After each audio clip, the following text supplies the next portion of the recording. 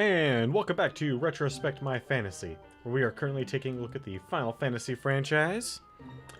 And we are on installment number 8. So before we get into what happened yesterday, let's talk about our biggest announcement ever. Although if you are a regular to this channel, you'll note that I've been talking about this all week. And that is that we are so very close to hitting our 50 follower goal. Only 16 people away. Once we get those last 16 followers, we'll have a bonus stream where I will be playing Telltale's Walking Dead New Frontier. During that stream, we're also going to be giving some stuff away. One of those things we're going to be giving away is a copy of Telltale's of Walking Dead New Frontier. I'm going to be giving that away first at the end of Chapter 1. That way, if the winner wants to go off and play that themselves without being spoiled, they can. I'm also going to be giving away a copy of Psychonauts. Great game, an amazing game that I think that not only should everyone play, but everyone should own. So I'm going to be giving a copy of that away. And lastly, what I'm going to be giving away are these 3 $20 Steam gift cards. So, if any of that sounds awesome to you, bring a friend. If you bring them, I bet I can convince them to stay. After all, we've got not only the Final Fantasy series that we're going through, but Assassin's Creed, Tomb Raider, Doom, Diablo, Grand Theft Auto, Civilization, Star Wars, Dark Forces, a whole bunch of the D&D games like Torment, or Planescape Torment. We're also going to go through Torment Tides of Numenera. God, what else? Icewind Dale.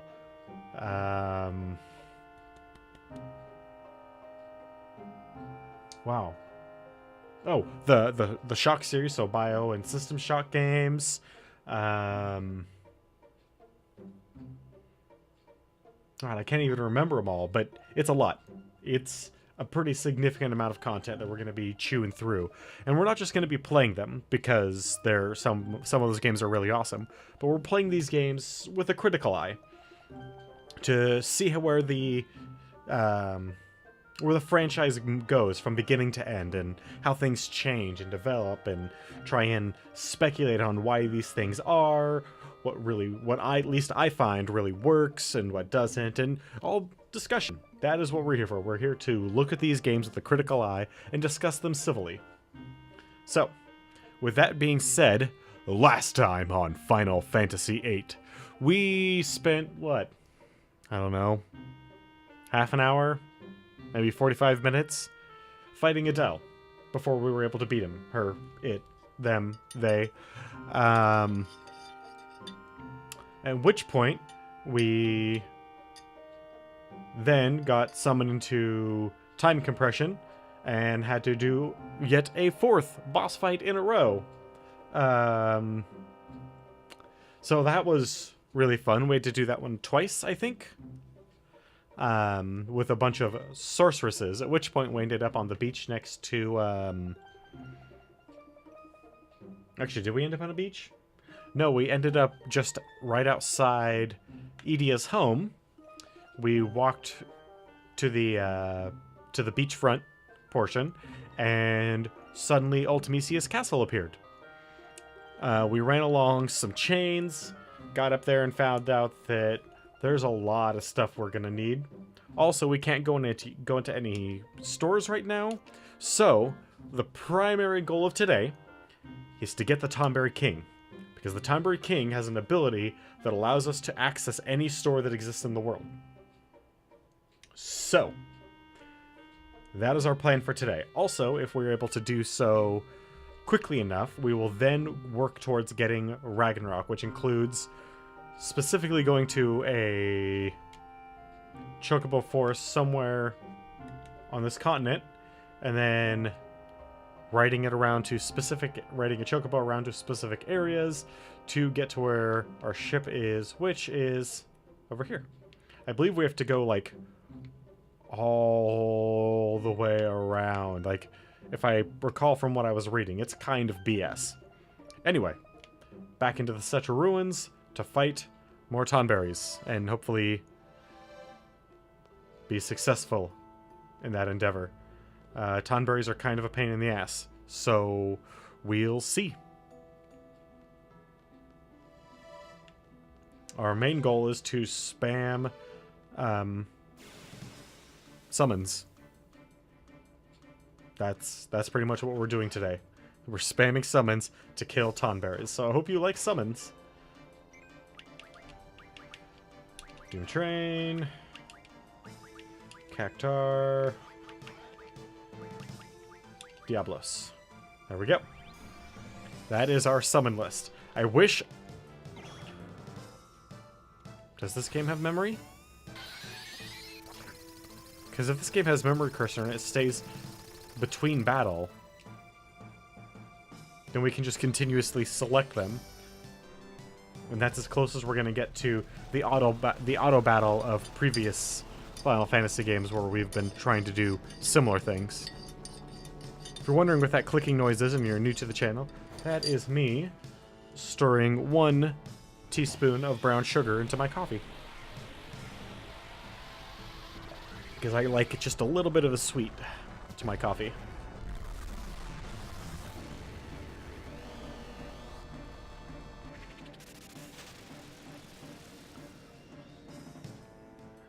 And...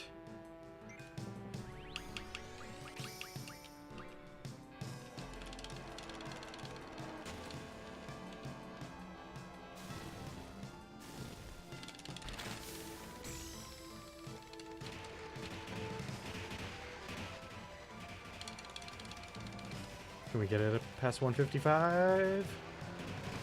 Which is our previous highest? 157? I mean, it's definitely higher. Ooh, we did 1,000 damage with him? Holy Christ. And Pandemonia is next. Because Doom Train really only needs to be cast once.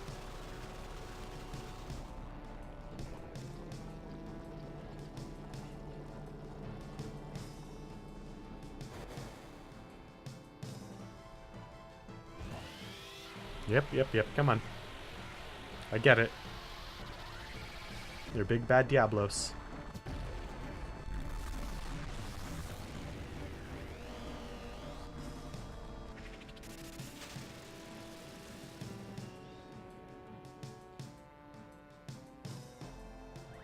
And if we're lucky, Pandemonium, I think, is the last one?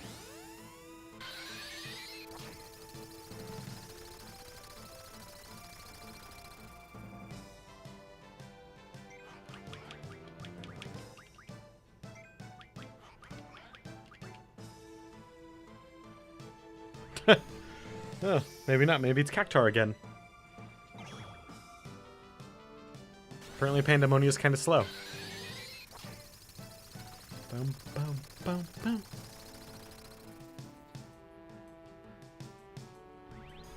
Oh wow, Pandemonia is really slow.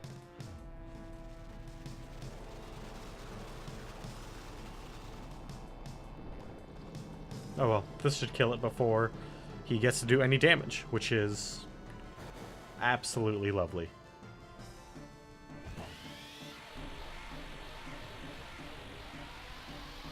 Now the question is, if this does have cursor memory, does it keep it between fights as well? Or is it only in fight?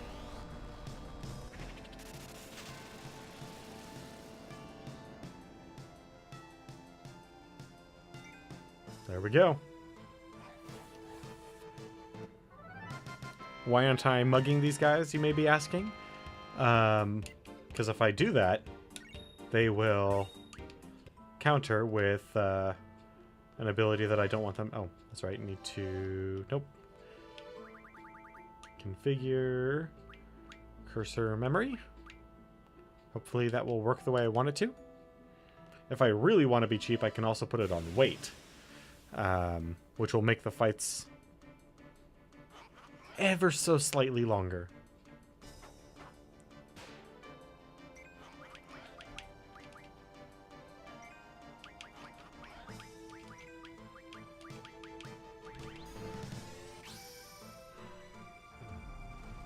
Come on. That was a good start right there. Now the question is going to be, how well also does it hit? Like, is it just going to select summon for me, or is it going to also go straight to Diablo, saving me, I mean, just a few parts of a second, but over the course of the whole fight, when an enemy is walking towards you and going to stab the crap out of you, that's kind of an important thing to know.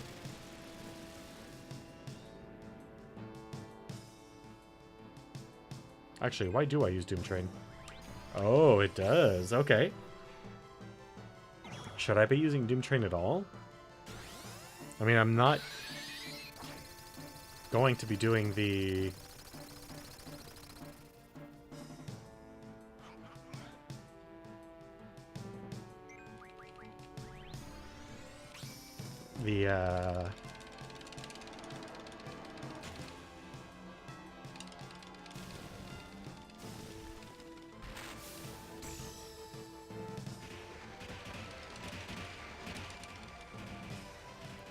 I'm not going to be mugging, so... Damn it! Oh well. That's fine.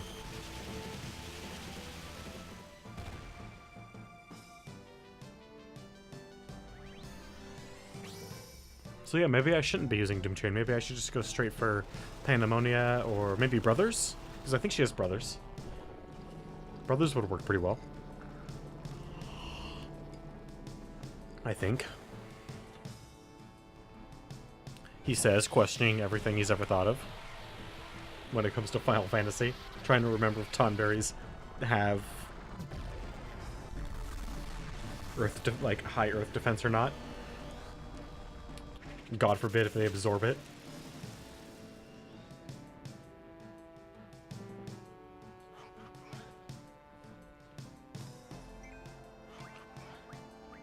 She doesn't, but she does have Leviathan. There we go. There's our setup. Now we just keep hitting A, and hopefully we'll finish this fight before any of our summons or characters die. Ooh, that's gonna hurt. Told you. 6,000 damage. That hurts.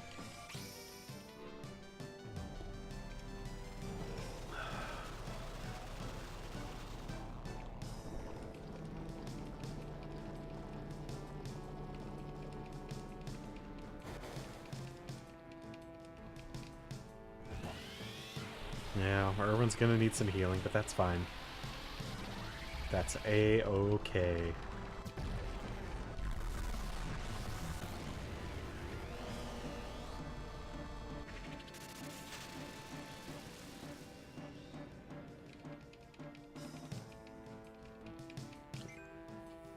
See? Told you that's okay. A-okay.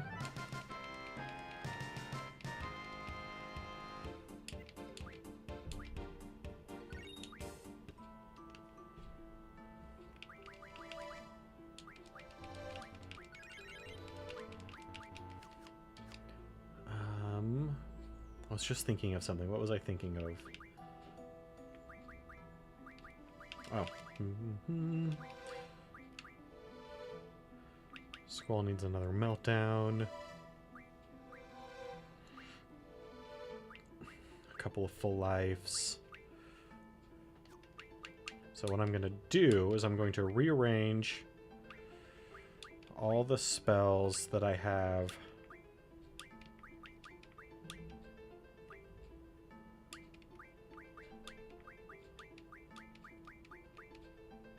junctioned to the very back of my list.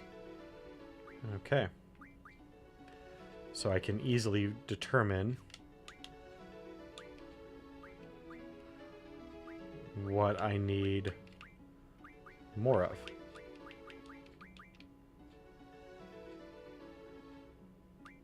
Oh, wait. What am I doing? Triple death. Asuna.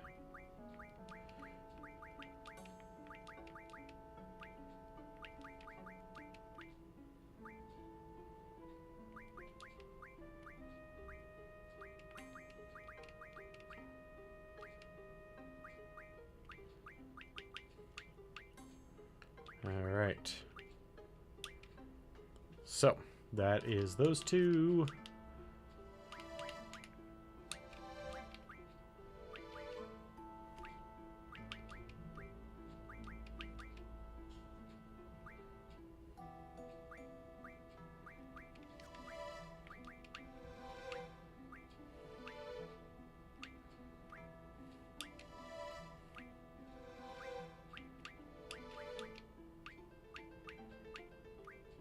Okay, so that quickly lets me know. I can just flip to the back and figure out what spells I need more of. Once we get to when we're fighting Ultimecia, that's going to be rough.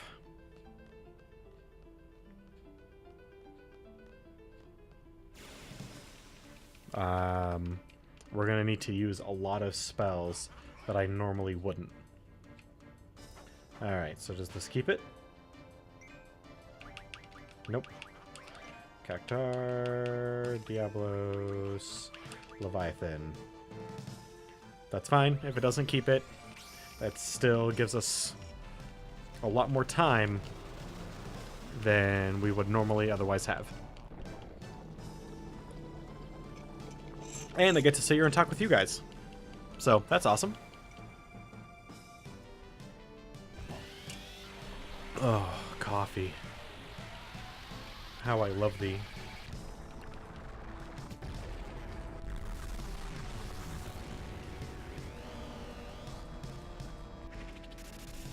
You know, considering I keep my... It's really cold here in Oregon, if you're unaware. It's like... Well, right now I think it's like 34, but this morning when I got up, it was sub 25. It was like 20 degrees Fahrenheit, which I know for some people, some areas of the country, is not that bad. This early in the winter, is it even winter yet? Fuck, I don't think it is. But this early in December, that is monstrously cold. For Oregon, for the area of Oregon that I live.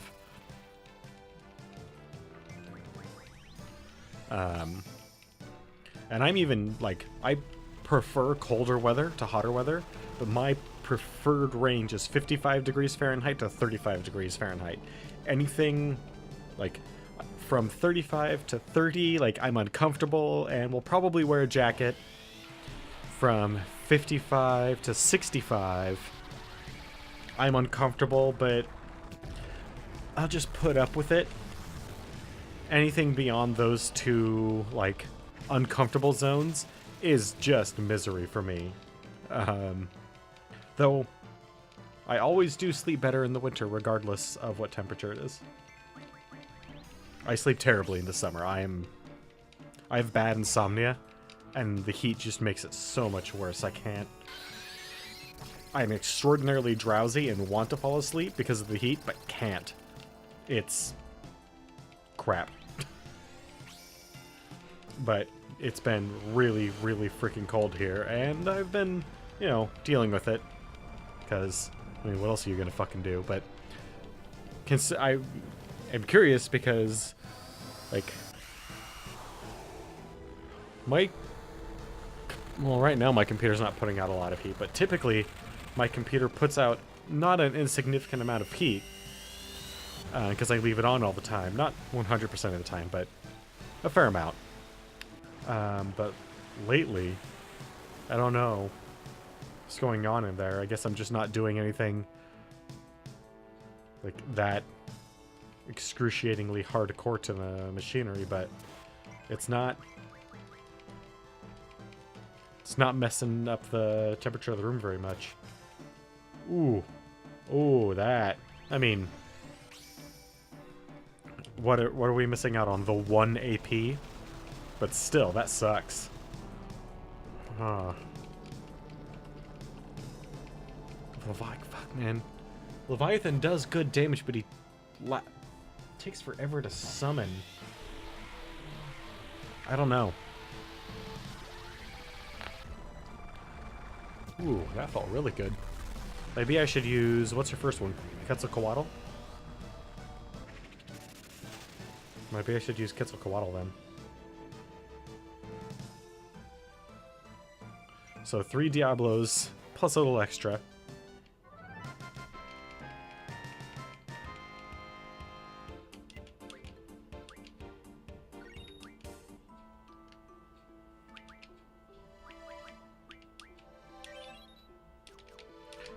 And we are going to need more healing pretty badly.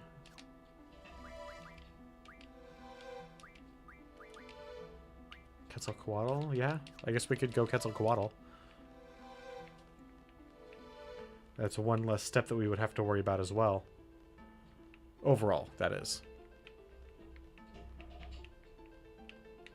Come on, Tonberries. Come at me, bro. I just want to fight your king. Oh, man, for a second there, we were 1. There we... Ah. Like, I don't mind the chasing, like, chasing each tails thing, but it's when all the characters are 1 that it's really awesome.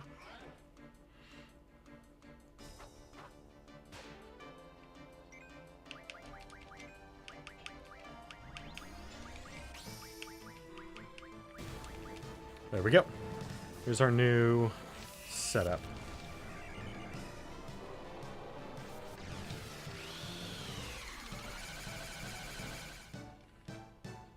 $118? It's not bad for Quetzalcoatl. He's a pretty short summon, so...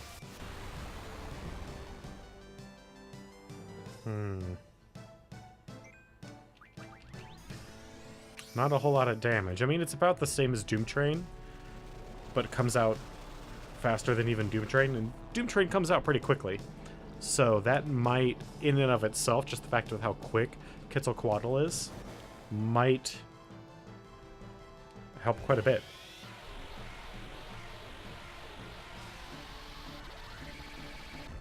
Throw that giant ball down.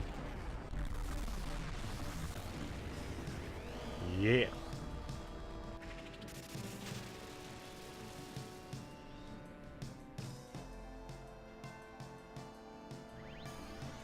Especially with how quick our team is, we can just start rapid firing off Quetzalcoatl, Diablo, and Cactar. We can deal a fair amount of damage. I mean, that was 15,000 right there with just one set of summons.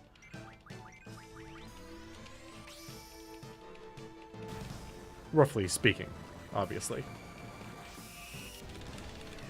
Damn it.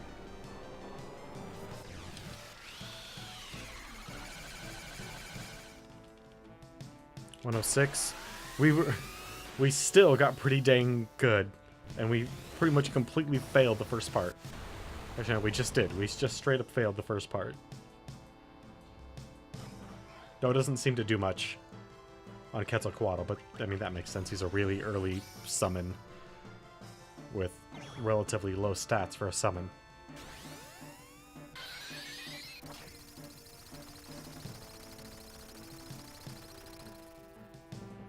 It's kind of nice that Cactar consistently does 3,000 damage regardless of the enemy's stats.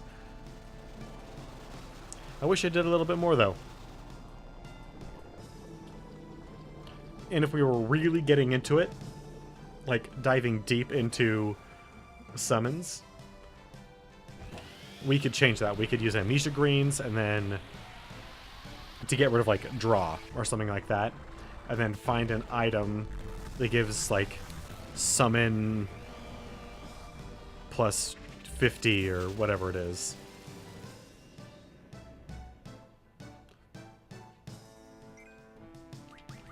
You know, just some big damage bonus to the summon power. And this, what we're doing, by the way, this is boost. So, that summon ability boost, this is it. Complete fail. But it'll still do okay.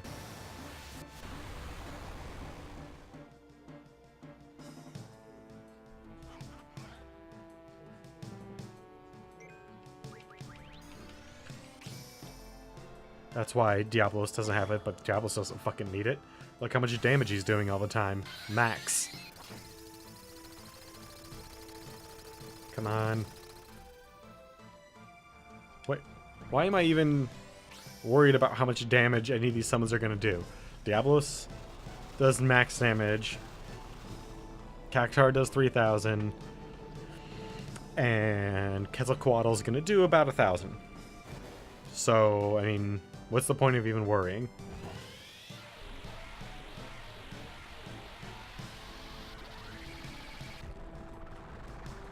Pow!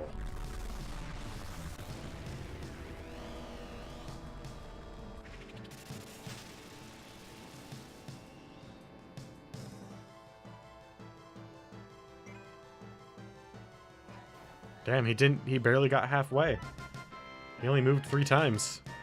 That was significantly better.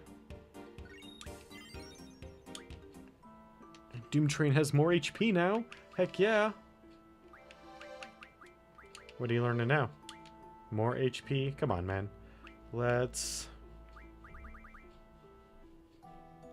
Status defense times 4. Elemental defense times 4.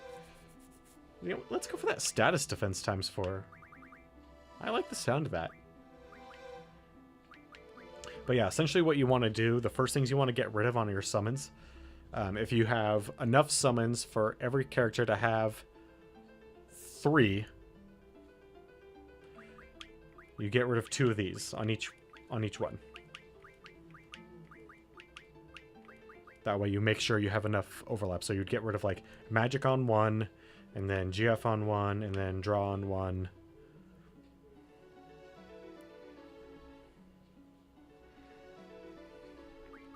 Or it'd be like magic and GF, then GF and draw an item. That way you have all the abilities.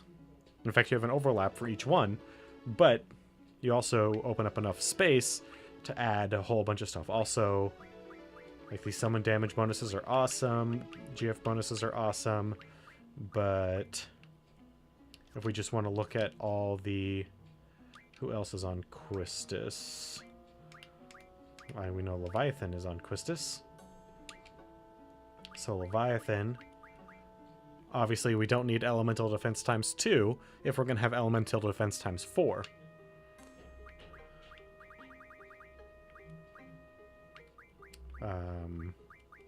That's like the kind of thing you want to do. Also, get rid of superfluous junctionings. So, strength and speed, spirit, another elemental defense times 2. So we can get rid of this elemental defense because we have, like, there's a lot that you can do to, like, really make these guys maxed out if you so chose. Also, this weekend when we're leveling up Selfie is going to be mad taking, what are the abilities that Irvin has? Yeah, HP, strength, and spirit level up. Hey, the Nautical Star. What's the playtime for this game usually? I have no idea. This is my first time getting this far. So, I anticipated playing it for a month, and we're almost there. At nearly 100 hours. I would say if you're looking for just a... And I'm not doing a maximum playtime of it by any means. Or like a maximum playtime, or even a maximum, like, 100% completion. If you wanted to just go for an average playthrough where you're not doing like any power leveling or anything like that, I would say you can reasonably assume to be playing 75 to 80 hours. Because this game scales with you. You actually want to be as weak as possible level-wise throughout the entire game. Because levels don't matter. Not really, anyway. The only thing that levels do is increase the power of the enemies, which allows you to draw certain spells from them as they level up, as well as get certain items from them, but you can also get all of those spells from draw points around the world. So that's not necessarily a bonus to leveling up quickly. The only real area that is almost a necessity to grind at is Cactar Island. Because you get almost no experience, but you get tons of AP for your summons. So you can get all your summon abilities without leveling your characters up much. And it doesn't take long. At 20 AP per Cactar, it takes no time at all.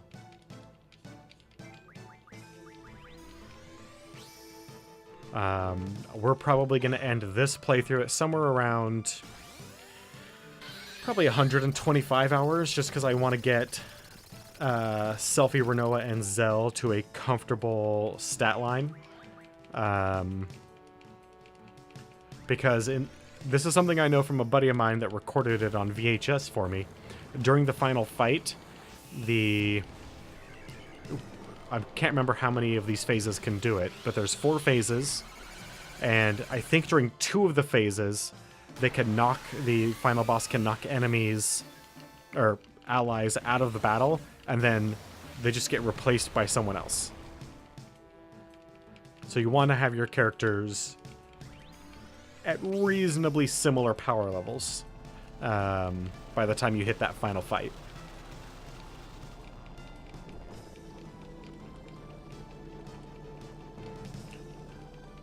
Also, you want to stack up on some of the bigger spells for that final fight, like Ultima, Aura, Flare, especially protective spells. And Aura, because you're just going to be spamming Aura and protective spells on your characters. Which also means no Reflect.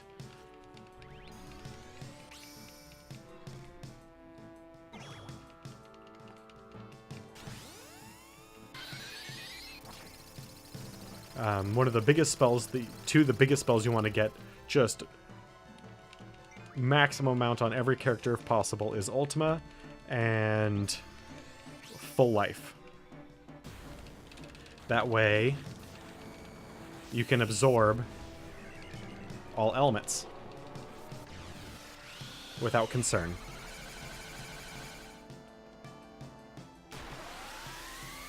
That's what I've got on Squall, and he absorbs 30% of all elemental spells. So, you know, big bonus there.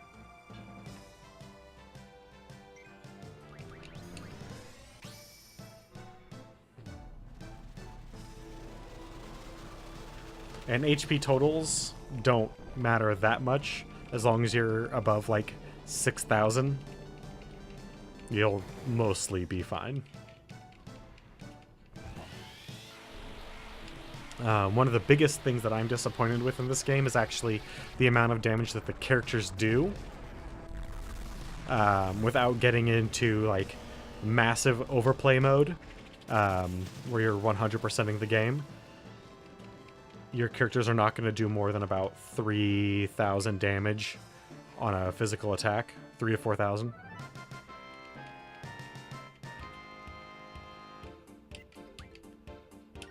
Ooh, another chef's knife.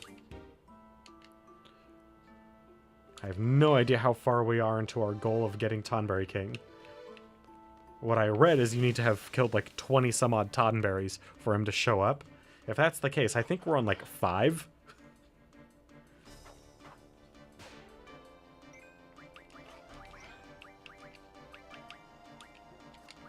Nope. And Cactar. There we go.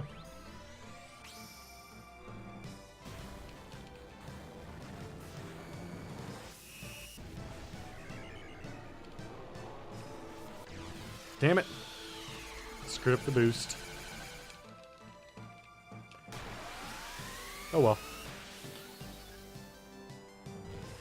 Maximizing boost can help.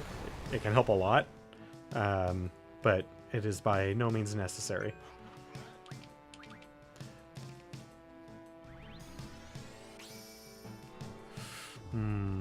Someone's gonna take a hit.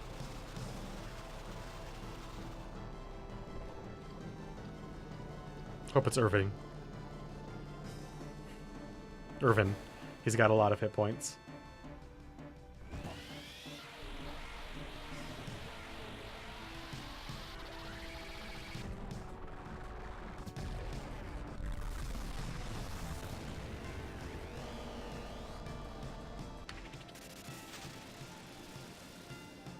I wonder if anybody has stopped and the imagery of all those wards around the gravitational field, black hole or whatever it is, that Diablos throws, and figured out where they got those, all those summoning circles. Or if they just made them all up. I could believe both.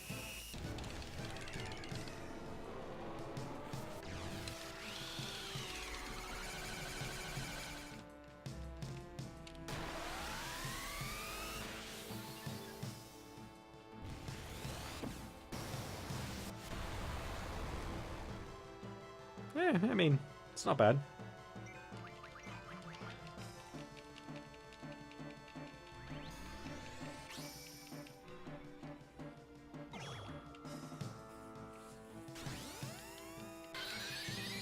So yeah, we might be at just fighting Tonberries this whole stream today. That would kind of suck, but we need Tonberry King.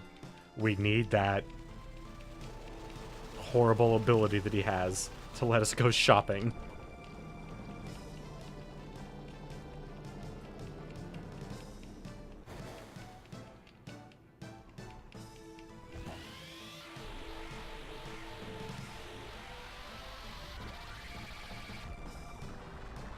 There's actually really not that much left in the game for us to do, aside from collect a few summons and make sure that we get everyone else's final weapon, or everyone's final weapon. I guess it is everyone else's, because we have Irvin's, but that's it.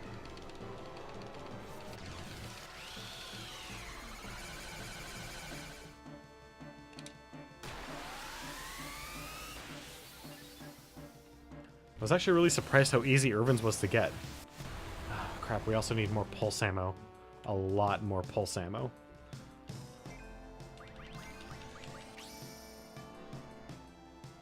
Because I think we have just enough, really, for...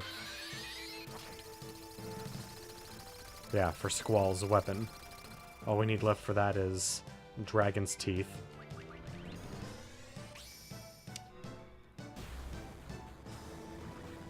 And we want to get Lionheart. Lionheart not only looks really cool, but it unlocks the Lionheart limit break for Ranzetsuken. And that does a significant amount of damage. It's essentially Omni Slash. Again. Hey, good job, Quistis.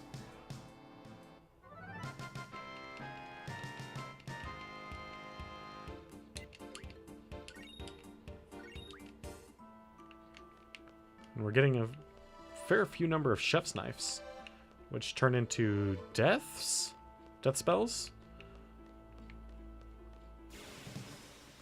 which are not terribly important for where we're going, but kind of.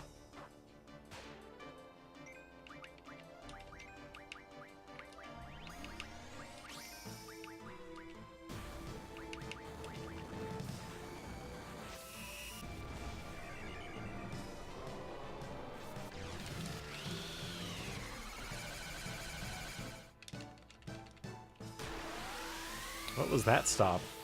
Right there in the middle. I don't think I've seen that before. Oh well.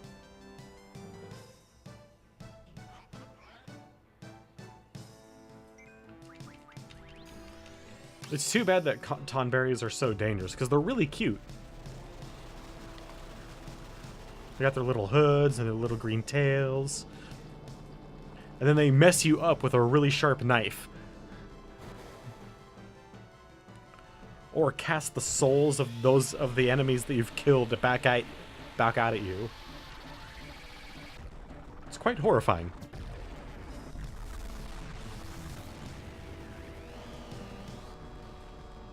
There's only a couple... Actually, there's only a couple wards in there. So I don't know... What? We didn't physical attack?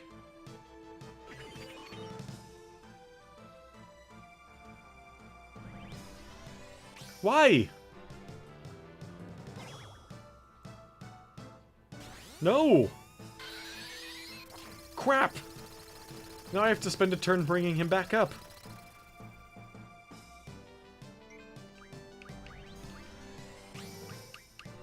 And his life is one of the things. That's alright, I can just steal water from Squall.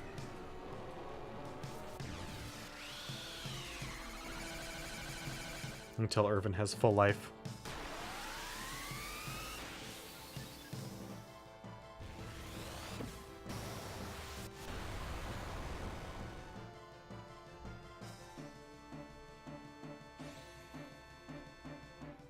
Thankfully, life is an incredibly fast spell.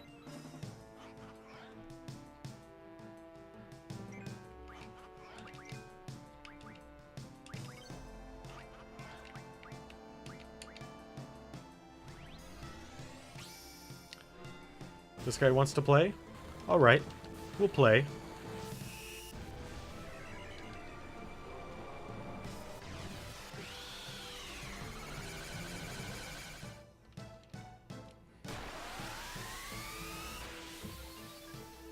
See how much damage we can do with Ronzatsuken. Which I know I'm pronouncing it wrong, it's just Ronzaken? Ronzauken? Renzokoken.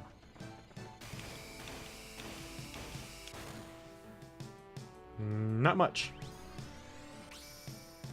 Oh, that's right, because he hasn't been meltdowned yet. Because I'm not going to cast Meltdown on him. It's a waste of an awesome spell.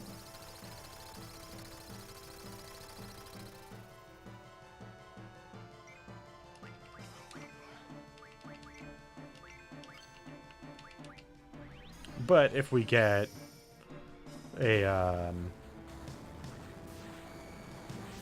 limit break at the end of it, the damage that we'll do with that will be well worth it. Those are always big, big hits. Although, with their vitality that these guys have, who knows if that's really going to get through.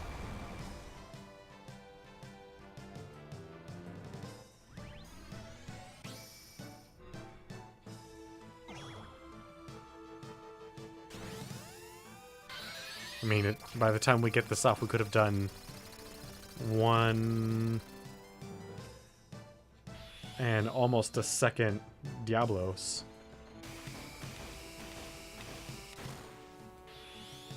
Yeah, blasting zone, sure. Let's create a giant space. Let's create a giant laser and then smash it down on his head.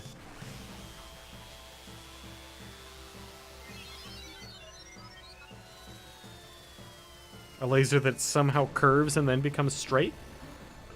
I mean, it should just curve because it's light, but... Okay. Yeah, that was not worth it. Tonberry fell over. So cute. Why are we fighting him again? I don't get it.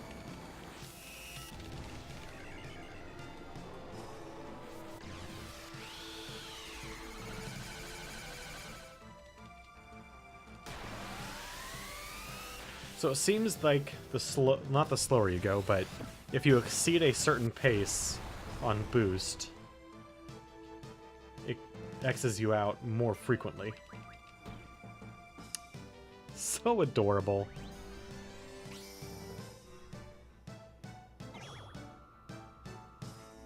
They are, like...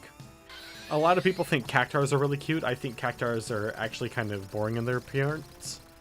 But Tonberries with their kind of, what is that, burlap clothing, their little lantern.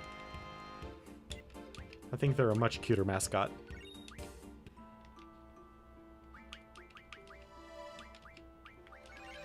Squall, you so seldom get hurt. What the hell happened?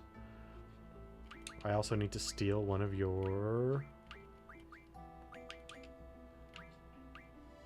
lives.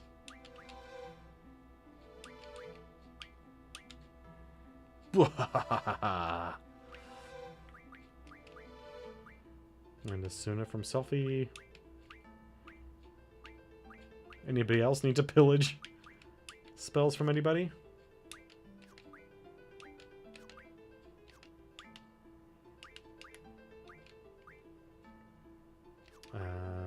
Meltdown. No, she needs that.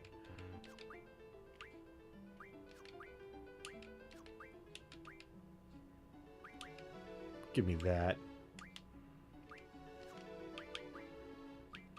Do you have any full life? Useless. Do any of you have Ultima?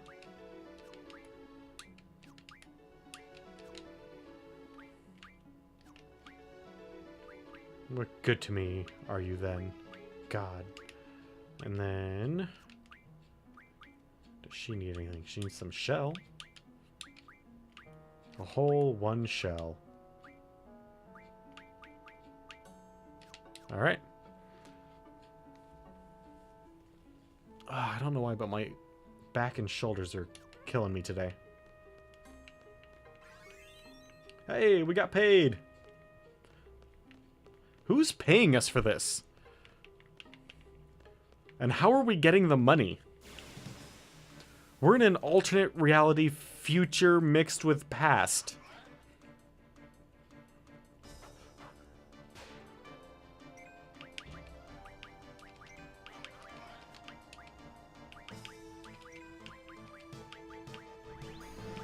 You know, F it.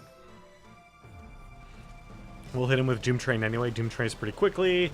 It also will hit him with Meltdown for about the same amount of damage. Oh no.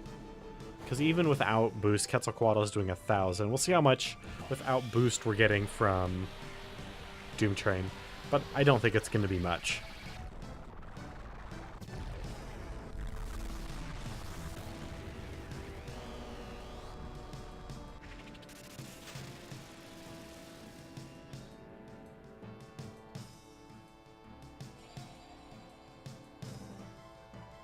Okay, seriously, why is this casting... why is it all of a sudden that he's able to do that based on... Hey, Kassan! On a summon.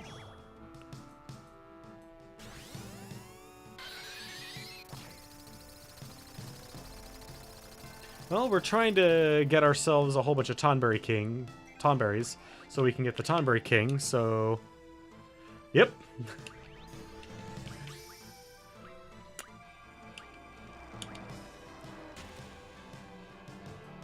You got it.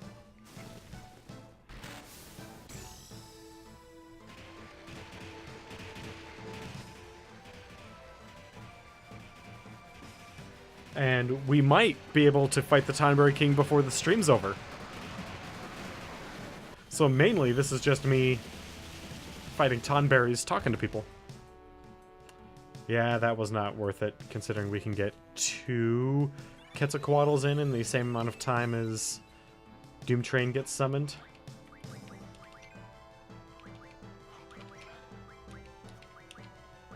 Ooh, that was a weird little audio bit there. Did you guys hear that? Did it skip out very briefly for you?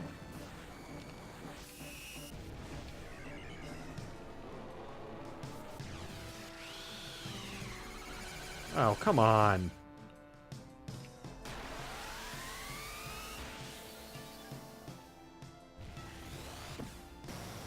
Well, that's effectively no boost then.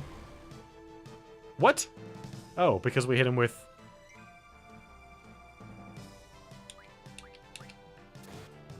I thought Doom Train only... or rather, Meltdown only took their vitality down, not also their spirit. Or is it all defenses? If it's all defenses, that's awesome. Then I should be casting it every time.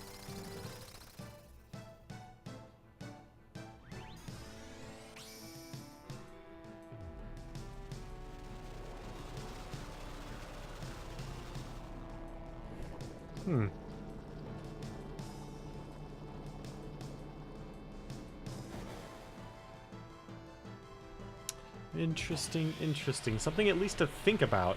Because that 4,000 damage over 2 summons is worth the extra time. Because that's more than double.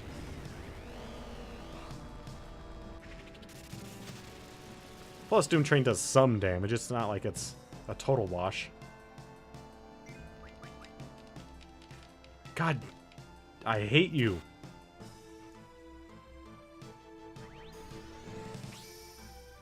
Why did you use everyone's grudge when I summoned Diablos?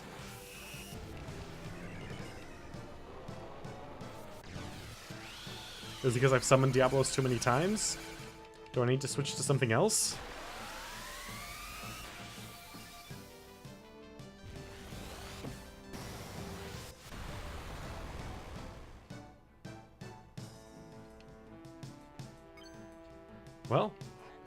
Well, I got that one. And thank God Tonberry King didn't show up.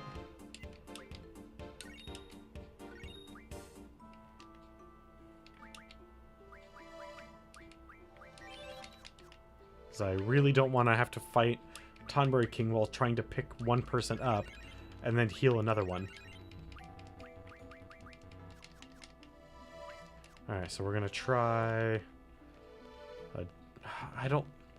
Do we have any other summon that's as powerful as Diablos, though? I mean, that maximum damage is kind of hard to give up.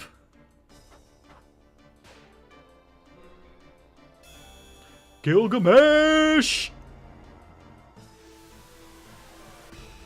Ooh, okay. So we got Firebrand, Icebrand. God, what is Zansetsuken? What's the 4th sword? Was that Masamune?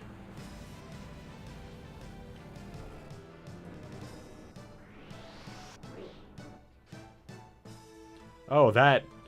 Wow.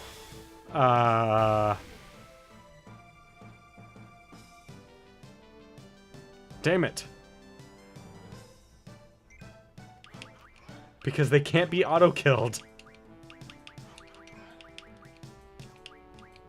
Let's see what Brothers does. He showed up on an enemy that can't be auto-killed.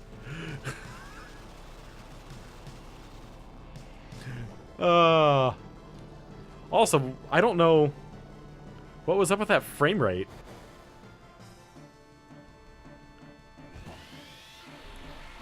Is Gilgamesh too powerful for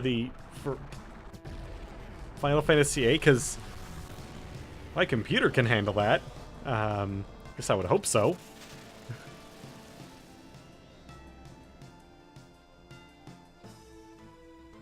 Okay, cool. Not everyone's grudge was cast this time. Good.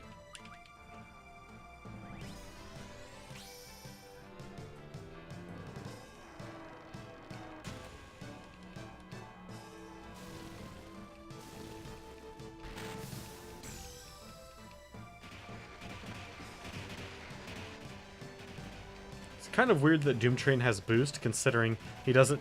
You're not really casting Doom Train for the damage that he does.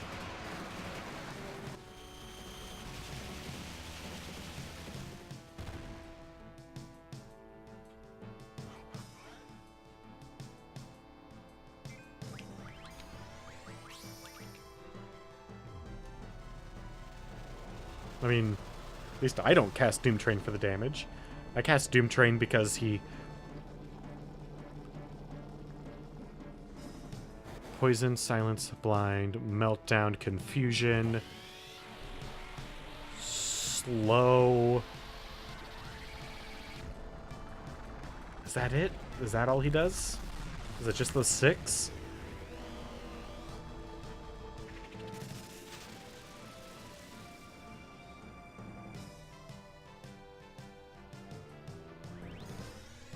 Alright. Now it's time to find out if...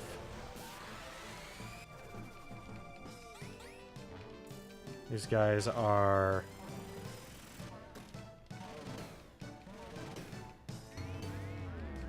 Because I don't... Oh, damn it. I don't recall if Tonberries are strong It was slightly better than Cactar. So why not?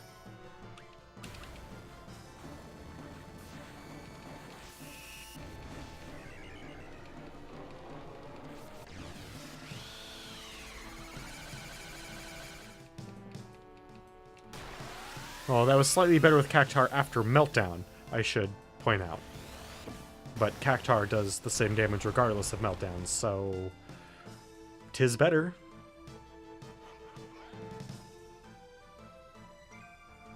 Get away from me, you cute little lizard fish man thing.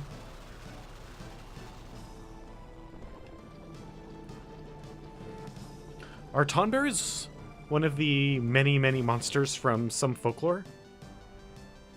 I mean, with the cooking knife and the lantern and just kind of like their general appearance, I would expect them to be from some Asiatic folklore, but I don't know.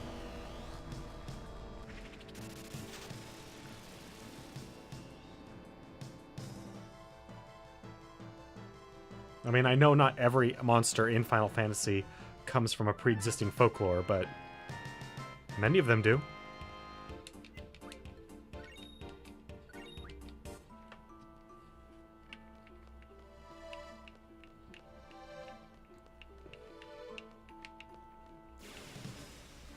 I mean, if they do, that's awesome. It's definitely one of those things that I'm very likely to look up immediately after this stream is over. F8, we'll cast ourselves some Alexander, and he's getting way too close for comfort, my friends.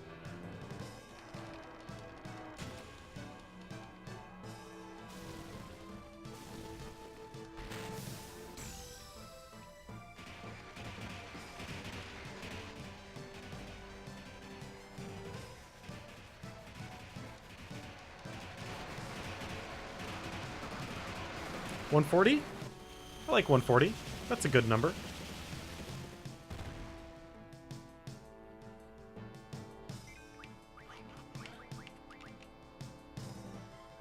And Alexander definitely has a boost. It's the only way to get this monstrosity to do some serious damage. Dang it. Thankfully, he's not like Eden, and so Eden has boost, and Eden literally takes 2 minutes to summon.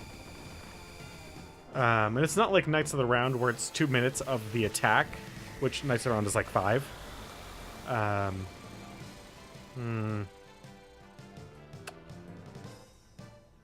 Man, Alexander, sorry, but gotta put you back on the shelf. Love you, man, but you're not cutting it anymore.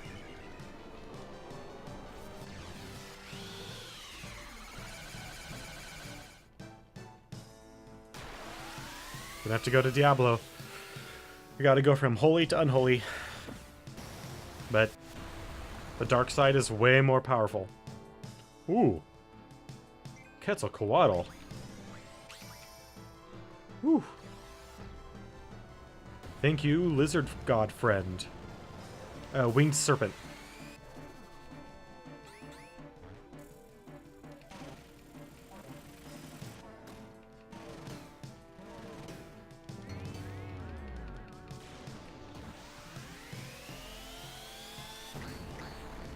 So that was a pretty good count. What are we gonna get? 5,000? I mean, it's thanks to Boost and Meltdown, but after the disappointment of Alexander, I'll take the extra damage where I can get it.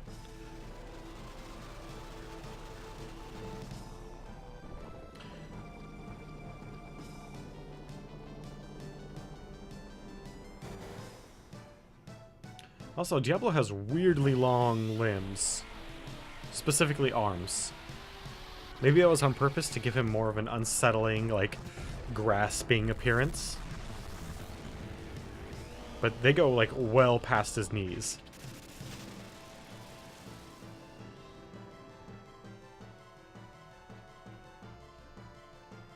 Yep. Someone's gonna get cut. She survived a hit. Damn.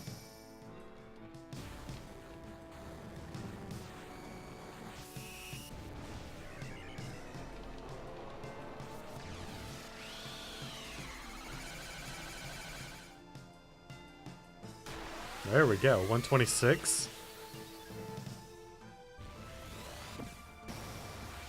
That's some good damage.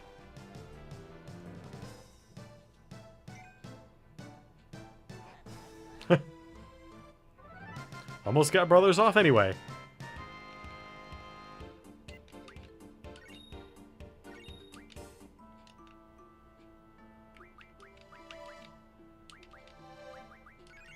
Man, pretty soon here we're gonna have to move on to items. Item healing. It's the whole reason why I'm trying to do this thing. Alright, so we are halfway through our stream tonight. It's time to go over our announcement one last time, or not one last time, one more time. And that is so close. We are so close to hitting that goal. Only 16 people away, 16 more followers before we get that bonus stream and giveaway. During that bonus stream, I'm going to be playing Telltale's A Walking Dead New Frontier. At the end of Chapter 1 of that said game, I'm going to be giving a copy of Telltale's A Walking Dead New Frontier away. So if that sounds awesome to you, please invite some of your friends if you happen to know anybody that loves Final Fantasy or any of the other franchises we're going to be taking a look at. Bring them in, and I'll do my best to keep them here. But along with that giveaway at the end of Chapter 1, we're also going to be giving some other stuff away. In the middle chapters, we're going to be giving these babies away. 3 $20 Steam gift cards. One at the end of Chapters 2, 3, and 4. And then at the end of Chapter 5, I'm going to be giving away a game that's not really related, per se. But it's an amazing game, and I think everyone should own it. At least play it, if not own it. And that is Psychonauts. I ended up with a second copy, and I love the game, and I want to spread that love of that game to as many people as I can. So, at the very end of that stream, I'm going to be giving away a copy of Psychonauts. Both game codes are for Steam. They're Steam keys. Same reason why I got those $20 Steam gift cards, so that as long as you have Steam, and, well, with the exception of the gift cards, Windows computer, you can play these games. Or I'm pretty sure every game on Steam works on the Steam OS. But don't quote me on that. I've not looked into the Steam OS in quite some time. Because back when I was looking at it, it was missing a lot of just general support that I wanted out of a computer. But I remember looking at it and being like, oh, holy crap, if you just want to play games, like that's all you want to do on a computer, this thing has got you covered. Because it uses pretty much no resources, but it also doesn't come with a lot of the infrastructure stuff that, like, Apple or Windows comes with. So, at least didn't.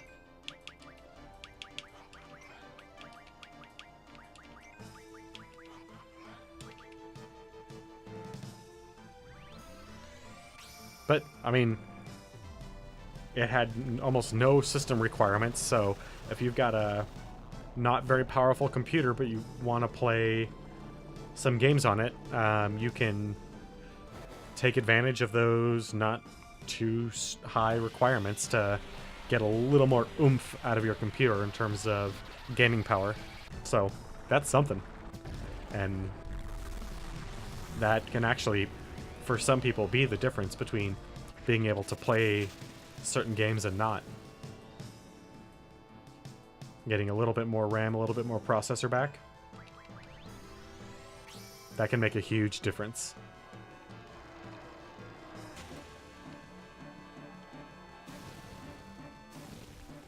Damn it.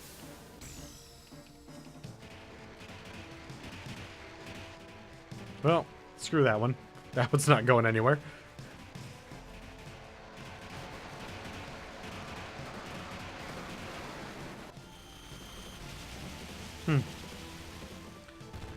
I wonder if Cyan's wife and daughter are on there. Too soon? Too soon. 25 years too soon.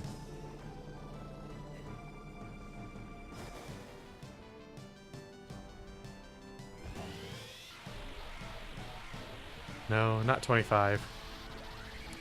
23? I think it's 23 between now and Final Fantasy VI.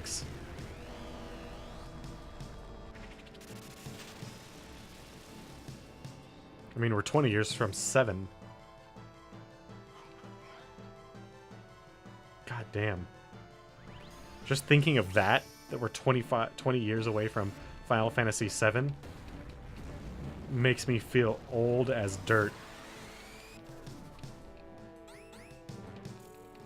Because I remember watching commercials for that on Toonami when it came out. I mean, I didn't have a PlayStation at the time, but I remember seeing those ads and thinking, oh my god, I need to get this game. Same thing with Final Fantasy VIII. Although I actually got to play back in the far, far past of 1997, 98, 97, 98. There used to be magazines for each console. And sometimes those magazines would come with demos, especially the PlayStation magazine would come with a disc of demos. And Final Fantasy VIII was on one of those discs. Technically, the first Final Fantasy thing I ever played was that demo. And, sorry about that cough, by the way. And I remember thinking, this game looks awesome. Just ridiculously awesome. And at the time, it did. It was certainly the most beautiful game I had ever seen. Hands down.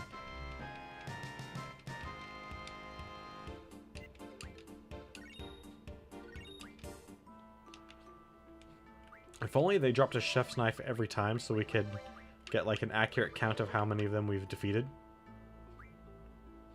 Not that that would work anyway. Because I turned my first card into one.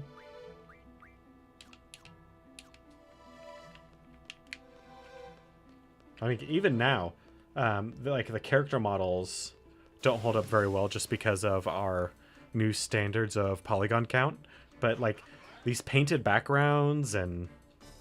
oh, so good.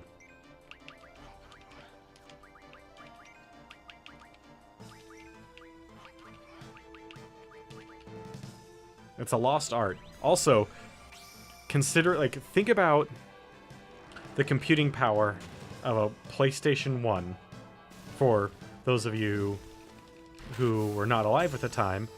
A PlayStation 1 had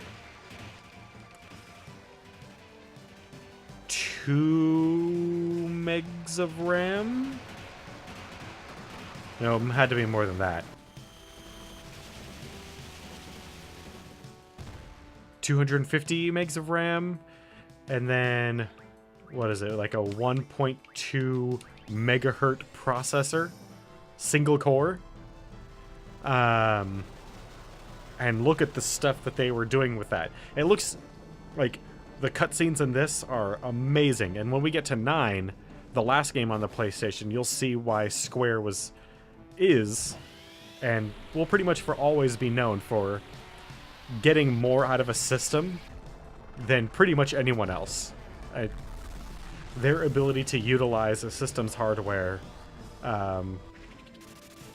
is amazing. I mean, they've lost a little bit of that because systems nowadays are just so powerful they can do damn near whatever you want them to do. So they don't have to, like, dig and scrape to get every little bit of computing power, but they have always been amazing. Hell, I remember their first attempt at a movie, Final Fantasy: The Spirits Within, was not received very well by anyone, even me, and I'm a fanboy of Final Fantasy.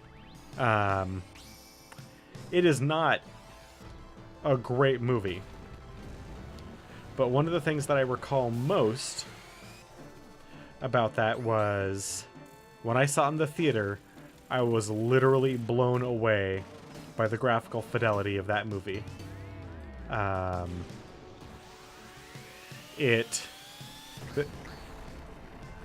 characters have skin tone because there are multiple layers to their skin level. The hair physics, not great, but for the time, unmatched. The eyes look like eyes, god damn it. Do you have any idea how hard that is? Roboticists can't get eyes to look like eyes. There's a reason why glass eyes, as opposed to like plastic coverings or anything like that, is because the painters of glass eyes are so good at what they do that, like, you can't really mass produce that. It doesn't look natural if you do. I mean, glass eyes kind of look unnatural because they don't move correctly with the muscles around them. But if you're looking at someone straight on who has a glass eye and they don't need to move their eyes around a whole lot, it has the right appearance and texture that we would expect. And they got that, like, 95% right for Spirits Within. And then, God, what, 10 years later when we got Final Fantasy VII Advent Children? Which, despite everyone looking a little bit pale, like, they need to, like, take a hot bath or maybe go for a jog or maybe just lie down because they have anemia or something. Everyone looks amazing. The only things that look weird in that movie are some of the movements, but it's supposed to be kind of cartoony, so whatever.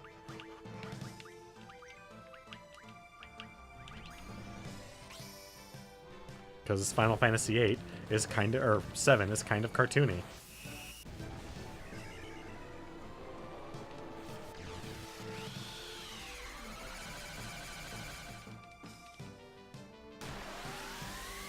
I mean, for God's sakes, you have a man who pulls out who carries a sword that is literally bigger than him, and he's able to wield it with one hand. Now, I mean, he normally wields it two-handed because it's got such a long handle. It is kind of awkward just with that in and of itself, but the Buster Sword, which is kind of supposed to be a bastard sword,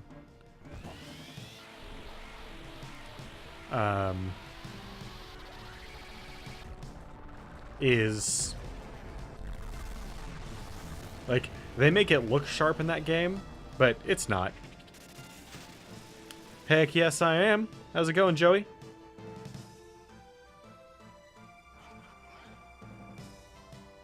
Oh, who's gonna get stabbed?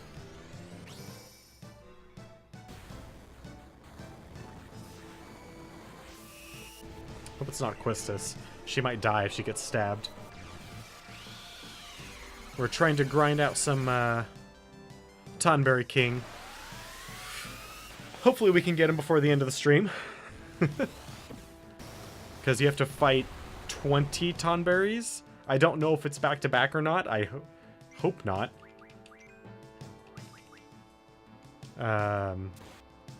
That's not bad. I get that. Being tired, I feel that almost every day when I get home. Oh, one too many. When I get home from work, I am exhausted. I have a couple cups of coffee, get a little food in me, and then I'm... Wow, I am just terrible at this one. And then I'm ready to stream. Because I actually get home around 5:30-ish. So, that's the reason I start my streams at 7 is so I have enough time to get myself back into the game, so to speak. Oh, there goes Squall.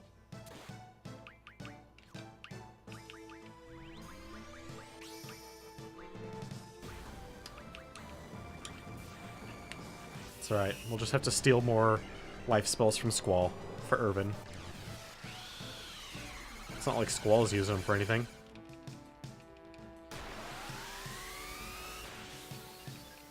Oh, thank goodness. So that means we're actually, like, 3 more than we've been doing here.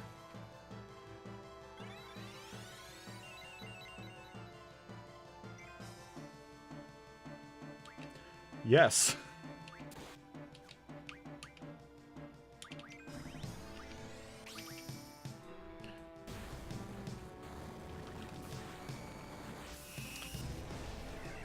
Every once in a while I can get one without taking a single hit.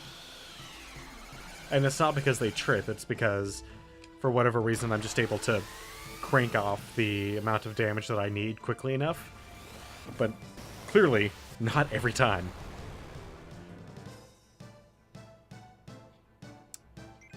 Yeah, Doom Train is definitely worth it. Although this should be the last Diablos that we need. This might kill him straight up.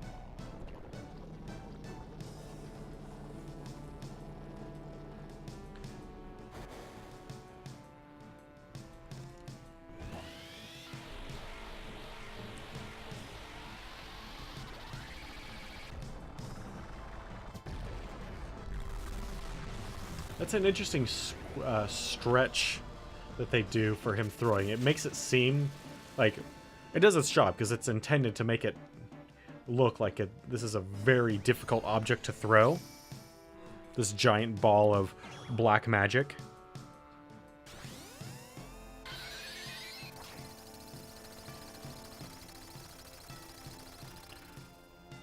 Well, in that case, I would really recommend Waka Orin for your team. Waka Orin, Kamari. Because then you can get a Mighty Guard and then have Waka and Orin just pound everything else into the ground pretty easily.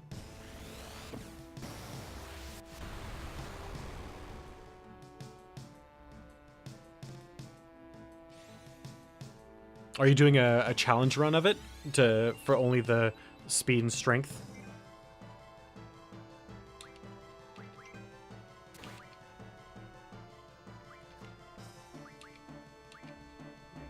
Oh boy. Do I need... Yep. No, no, no, no, no, no.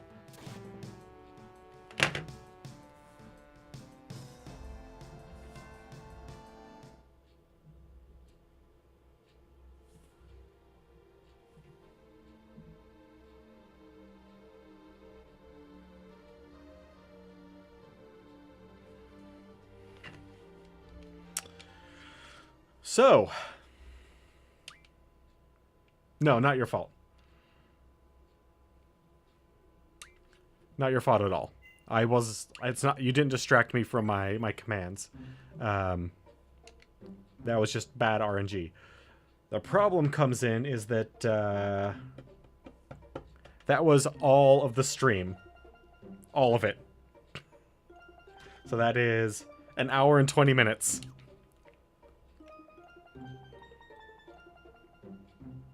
I think. Let's see how many chef's knives do I have. Do I have 8?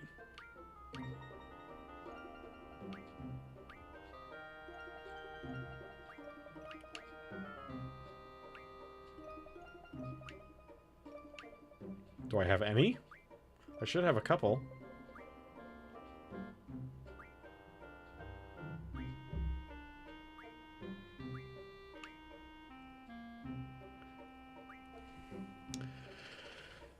Yeah, when we get to the so what of Final Fantasy VIII, let me tell you, we're gonna have some words.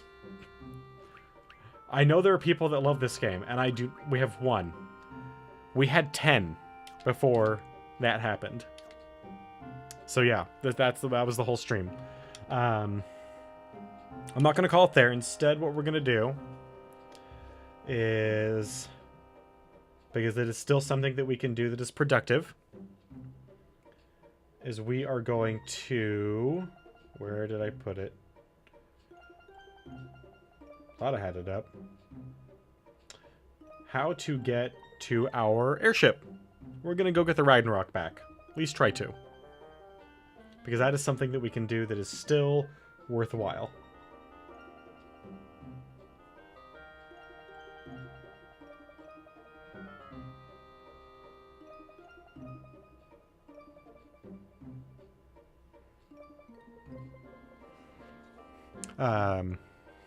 Yeah. Yeah. I'm not going to be on console until we hit 12, and that's only because there's no planned release for 12 on PC, which annoys me greatly, because I really like 12, and they just did, you know, a re-release of it, and that re-release is not coming to PC. So, I ordered a Elgato VCR transfer device to hook up my old PS2 up to, so that and if that works, we'll be able to play the old school one on stream. I would get a PS4 and play that. The problem is that I would be buying a $300 console for one game to play on stream, and then I would never touch it again.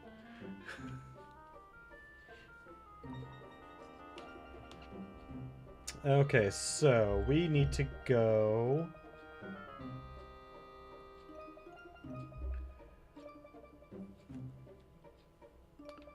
I think over here is where we need to start our journey. And if this device works, it was only $70. What I was also considering is trying to find a backwards compatible PS3 for sale.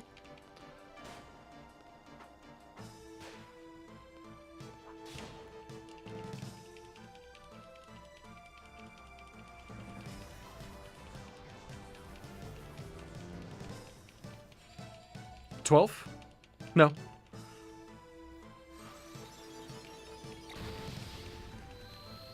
$12 is sandwiched right after an MMO. Fortunately, ooh, now he absorbs thunder. 12 is a great single player experience. It's the one with Van and Pinello, Balthier,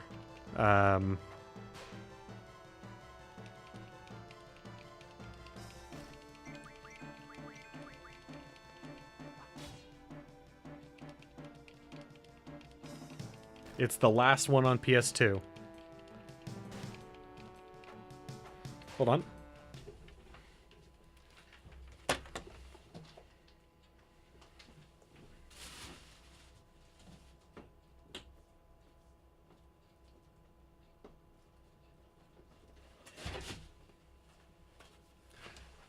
This one. I know it's backwards. I could flip it, but then, I mean, it doesn't really matter. Great game.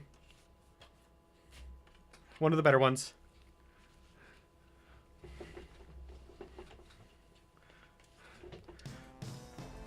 It's one of the better Final Fantasies. Not just because the storyline is really good, but it's just better.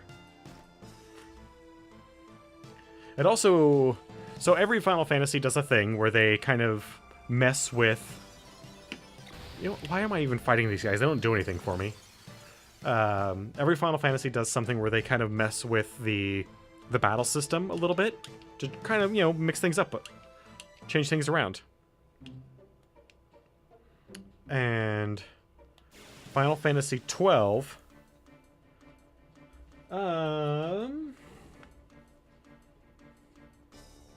2006 is its copyright date. I don't recall if that's exactly when it came out, but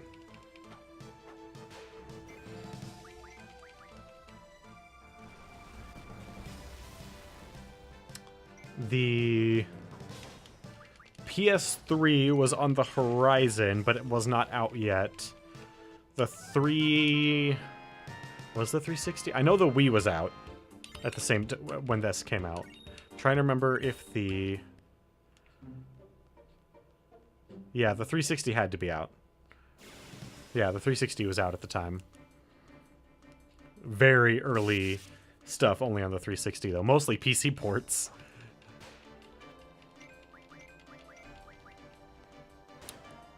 I'm trying to think... Like, one of the most defining features. I mean, we'll get to it. Yeah, it's already out on PS4 with a re-release. And a complete rework on the... Not the combat system, but the leveling system.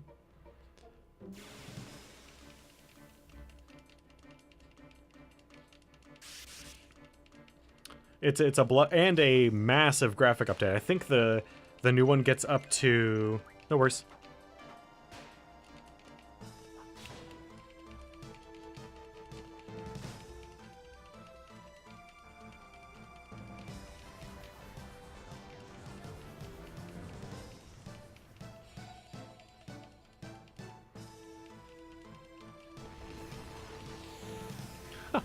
Thank you for attacking Squall.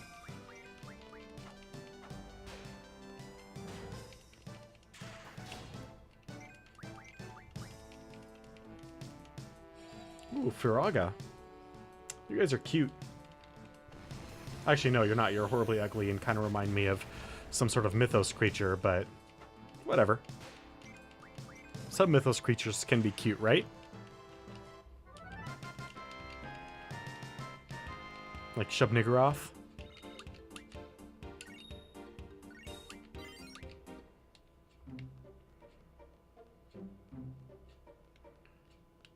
Okay. I think we're supposed to go up this way. Should I just put Encounter None on?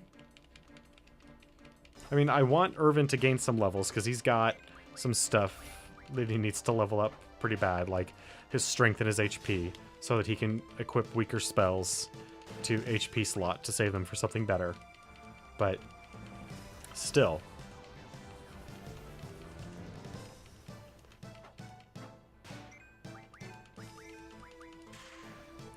What's probably going to happen for this weekend is I'm probably going to take Irvin off the team and need to get around that. And just run around with, like, one person. Probably Selphie initially, because she needs the most help.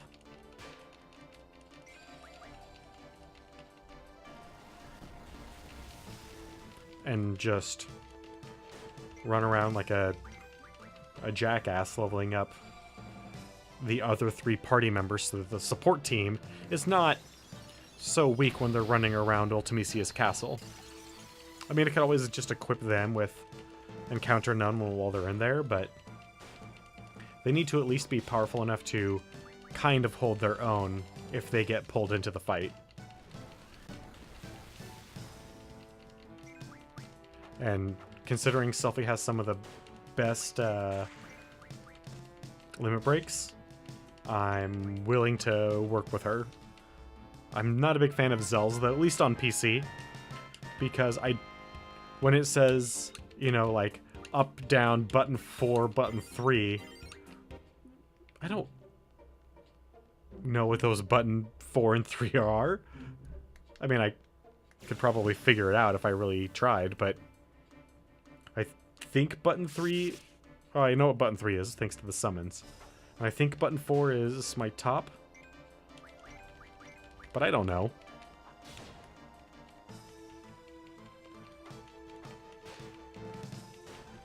And honestly, I don't like Zell enough to give a shit. As sad as that, or as mean as that might sound.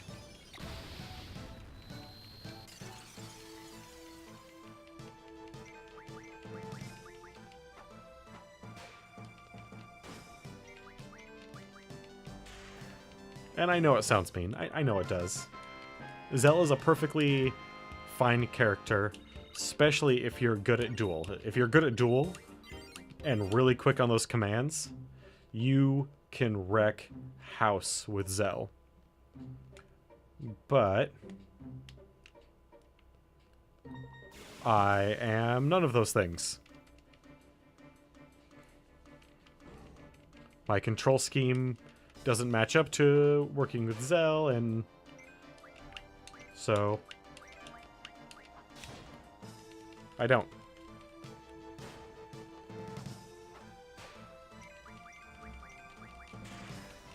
But you guys get the idea of what we were doing for getting the Tonberry King. So what I'm going to do then is, if I can get Selphie up to like level 60 or 70, I'll feel a little bit better. Because then she'll also have a whole bunch of stat bonuses that none of the other characters really had.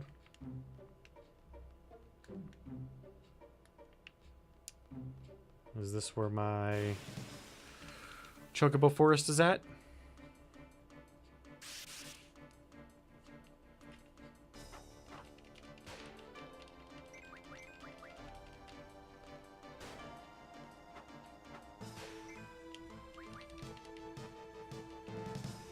Yep. Zodiac Age. Great version. At least from what I've read, and some of the changes that they've made to the leveling system sound amazing. If I remember correctly, it can also go up to 4K. So a huge graphical increase. Kind of wish, like, that's awesome. I wish when they re-released it... Oh, nice. I wish when they re-released it, they had, you know, put it on PC. So, 7... So, Final Fantasy 3 through 10 and 10-2 are through 11 are all on Steam. They skip 12. 13 and all of 13's iterations are on Steam. 15 has a scheduled release on Steam. 12, or 14 and 15 have a scheduled release on Steam. Nope, but not 12. Not even the original version has a scheduled release.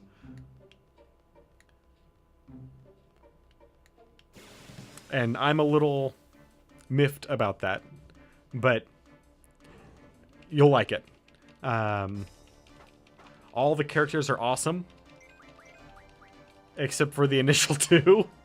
And it's not that they're bad characters, that they're audience surrogates. So they know really nothing about the world, and because they're supposed to be the audience surrogates,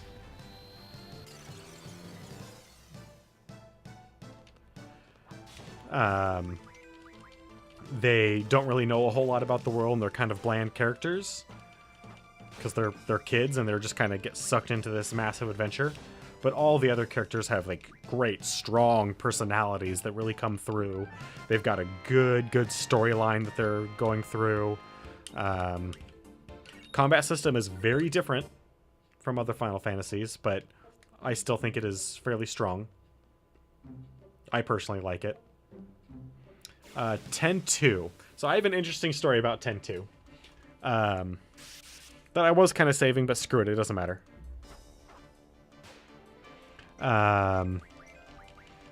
So, 10-2, when that came out, I was initially really confused. Why isn't this 11? Has Square forgotten how numbers work? Or are we going with the, like, movie franchise thing where eventually when you hit 10, when you hit X, because they always use X, you just run off with the X series? Or is this like Mega Man, where you literally just run off with the X series, which is its own thing? Well, I thought this was where our where we were supposed to go, but that is not it. But no, it goes back to the job system, and the game itself is not like really all that bad. But I didn't care for some of the tropes that they dove too deeply into for my taste as a 15-year-old. There was no dark brooding character, like not really. So I wasn't really all that into it at the time. But I wanted to play it nonetheless. So I borrowed it from a friend, and I played it straight. No save. I just played it straight. Didn't beat it, but I got about, I'd say, somewhere between 2/3 and 3/4 of the way through the game before I died. And then I gave it back to my friend.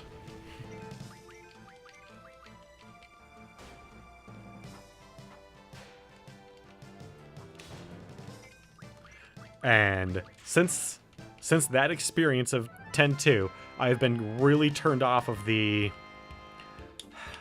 I've always called them sidequels because I don't know what else to call them. Because, like, Final Fantasy 9 is the sequel to 8, right? Well, not really. But it is? The continuational games? Like, I didn't play 13-2 or 13 Lightning Returns. Although I might someday. Especially Lightning Returns, I hear that's actually a really good one. Because, well, I didn't play those for multiple reasons. But a large part of it was that 10-2 never really sat right with me.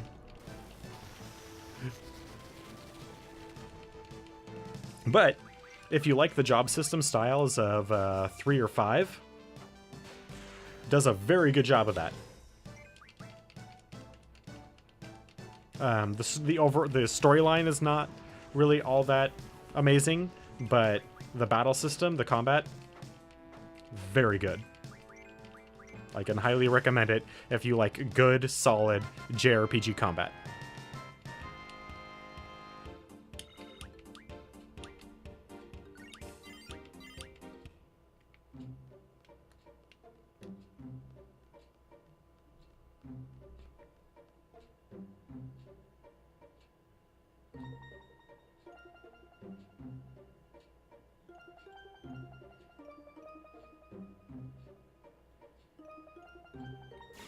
Well,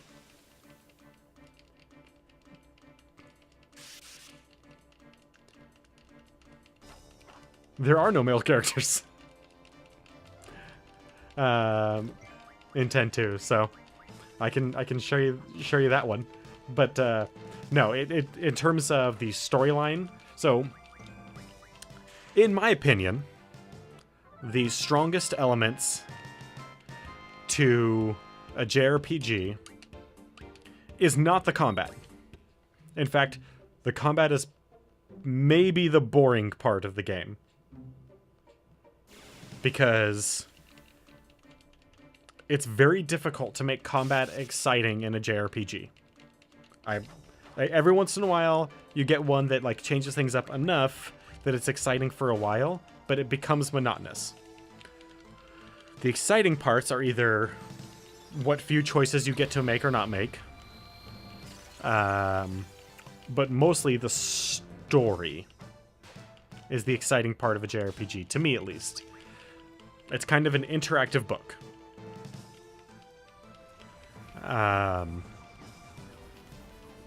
And some of the challenges, like challenge bosses and things like that. Bonus dungeons. That's where I see the strength of JRPGs. And 10-2's storyline did not get me. I was not in any way, shape, or form invested in that story, which is why I didn't save it.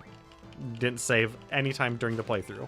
I just kept my PS2 on when I went to school, came home, turned the TV back on and played it some more, went to bed, paused it, turned the TV off,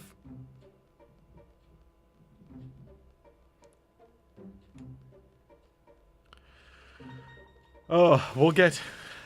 I don't want to spoil too much. We'll talk about... Because we're not going to play any of the side quills, I'm okay with talking about 10-2 before we get to 10. But... Well, and I'll probably talk about it again when we do play 10, but I've got a lot to talk about 13 when we get to it. A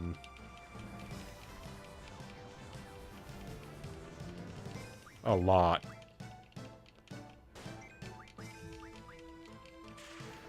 Interestingly enough, that part I don't have a problem with. The summons turning into, like, vehicles. I thought that was a unique touch for the summons. Okay, so I haven't really done anything with the... Like, that was the least of my issues. I haven't really done a whole lot. Why is this kid here in time compression? You want me to explain? No, I think I recall how this works, I think.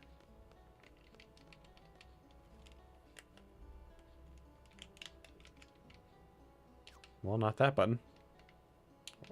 That's the same one.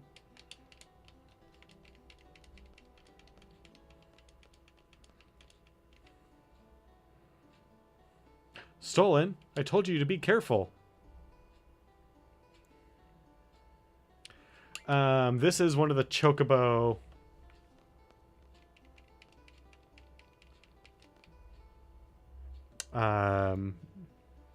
This is one of the chocobo forests, and you have to do this weird... Very...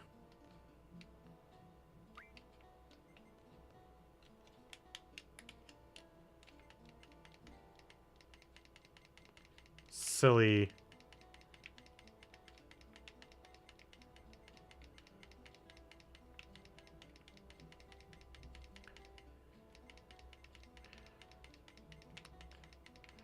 The only reason I'm doing it now is because if you want to reacquire the Ragnarok, you need to ride a chocobo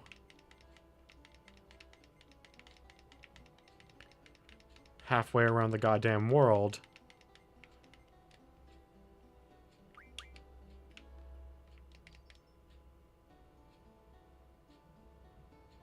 My whistle was stolen. Why does this keep happening?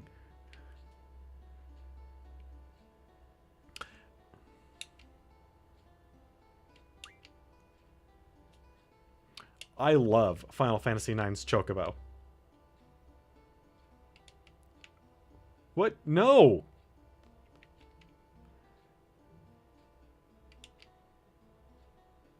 How many of these do you have? Are you in cahoots with the Chocobo? You are, aren't you? No, I actually love the Chocobo minigame in 9.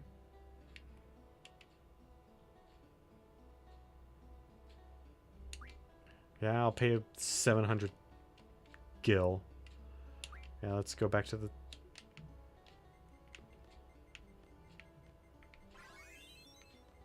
Oh, I got paid. That's something.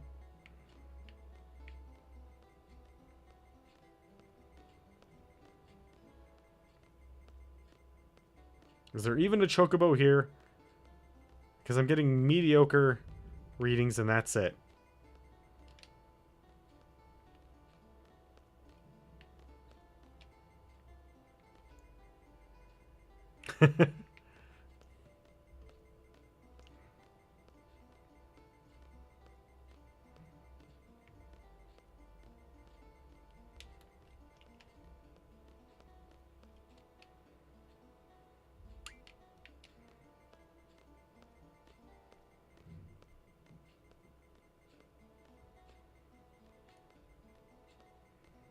Yeah, man.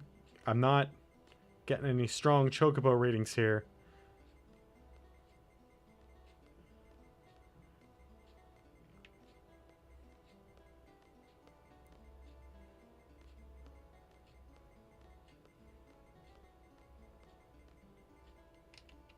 Alright, so apparently I'm screwing everything up.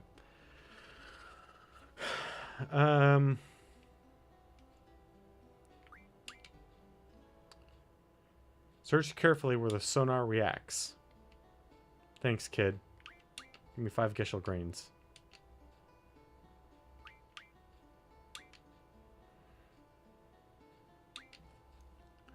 It's kind of like sonar. It reacts to a chocobo scent. Cool, huh? Sure. Except it does take forever. But I've played Final Fantasy IX enough times that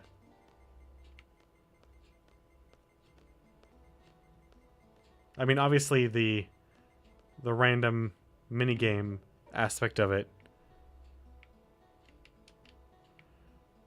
Yeah, sure, kid. I'm back here for business. Please, actually. The 2 whistles are for location, which is the chocobo sonar, and action, which is the choco zinner.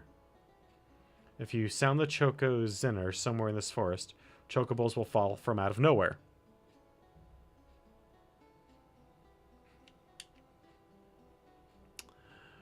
You can tell where by the chocobo sonar's sound. Select the whistle with B3 and hold B2 while walking around and sounding.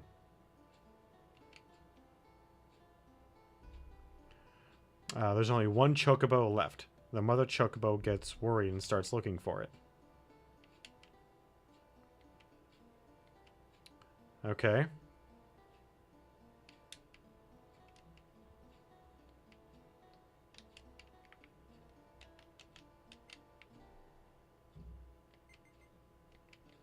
Gotcha. Can I end the tutorial now?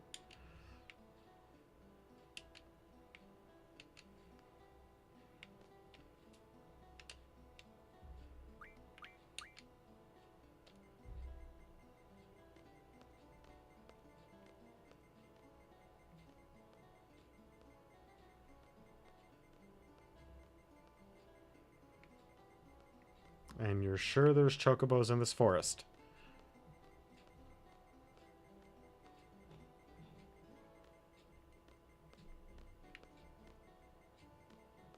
Because I am not getting any strong reactions anywhere, kid.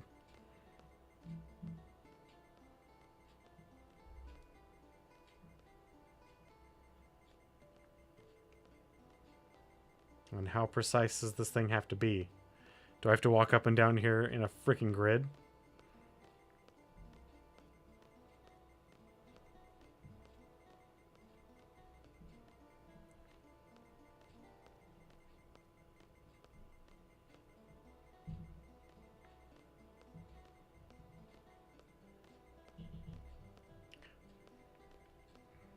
Bow, ba da bow da da da bow bow bow. Actually, I don't love that music, but I like the Final Fantasy IX version of that music more than most.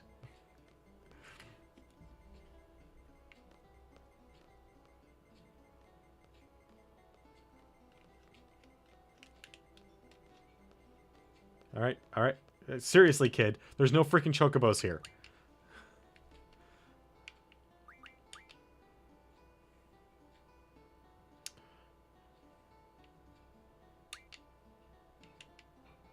Oh, can I just pay to have a chocobo show up?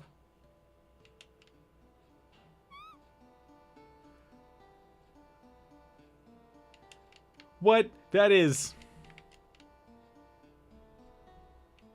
Yeah, I'm gonna ride the chocobo. This is my special way of saying thanks. Hey, hold on a sec. Hold your chocobos. To celebrate your first catch, want to give your chocobo a chocobo a present? No, I'm not interested in a small... Come on, name it. Boko! Yes! Wrong things. First I was going for Hang 10, and then I went for Metal Horns, and then it just ended up somewhere in the middle. Okay. Now that's the theme song is playing. Here's an explanation of the chocobo world. It's really easy. From the menu, From the menu's Save, select Chocobo World. Then you can communicate with the Chocobo World. Have a safe journey, bye. Is that minigame? So on the launcher to this, there's a minigame. That is kind of dumb. Okay, so... where do I need to freaking go? Can I run on shallow water? Important thing to know. I can. Okay, good.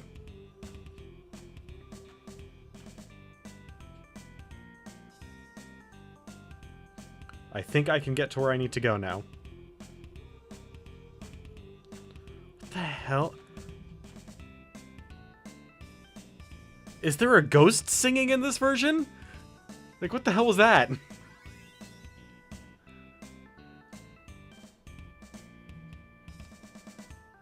Okay. Nope, not that way.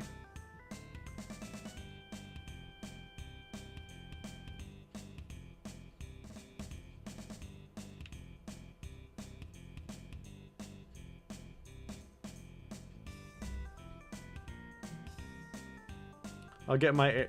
This is all of this is just to go and get my airship back.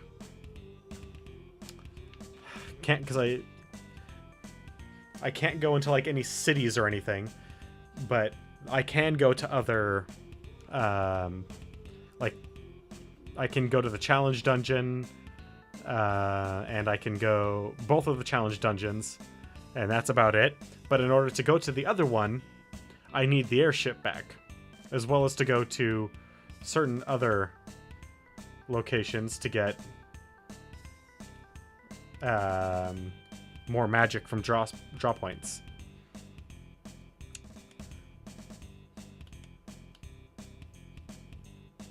Okay. Can I run through this? Oh, I can. Okay. And so my airship is actually just over here, just right over there in that desert. And then I can go through that doorway and create a new link. So when you go into time compression, for some reason, I'm at the end of the game. There's only a few things left that I can do. All right. Got my freaking ship back. Alright. Now let's get out of this.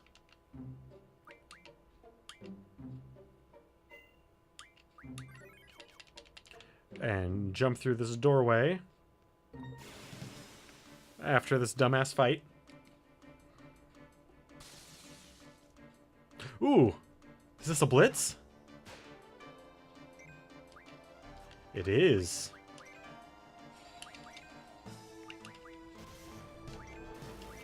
Okay, so he's healed by thunder.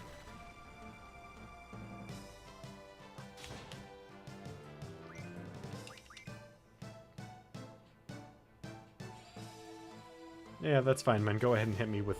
Oh, you're gonna keep on hitting yourself, huh? That's fine.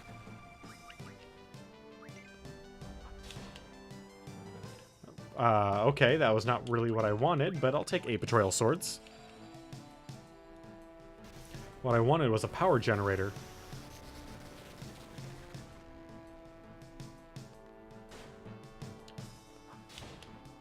Okay, so Irvin cannot use regular attack. Neither can Quistis. Got it.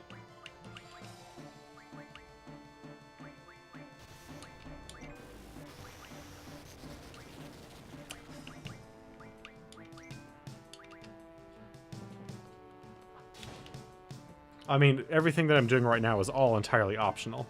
I could just be running around inside Ultimicia's castle, but I decided that, well, I wanted Tonberry King so I could replenish my item stores, as well as, if I can, I want to get Bahamut, who I don't have yet, as well as go to the item closest to heaven and item closest to hell, and get a whole bunch of spells from the overland draw points that are there.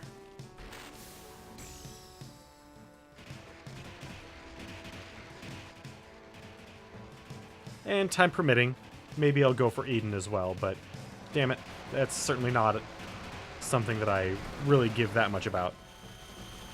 No. Haven't fought Omega or Ultima weapon yet. I fought the Sphinx on the stairway in Ultimisius Castle and unlocked item was the first command that I unlocked.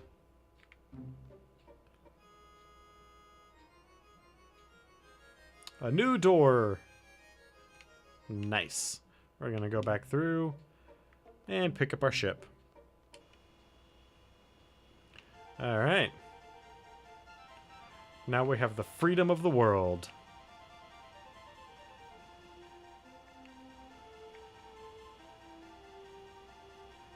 Not that we can go to any cities anywhere, which kind of sucks.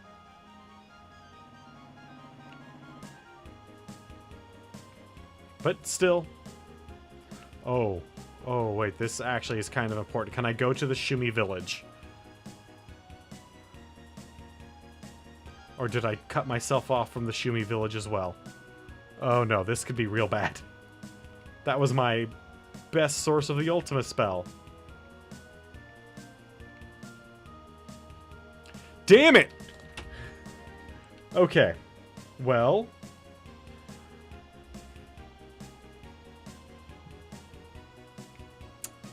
That sucks.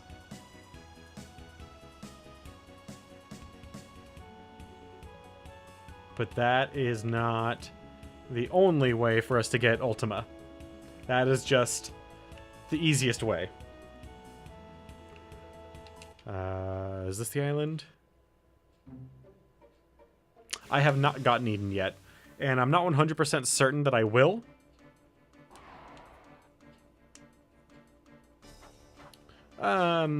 I will definitely be going for... Ooh. I will definitely be going for, Oh, that can't be good. Oh, it's not that big of a deal.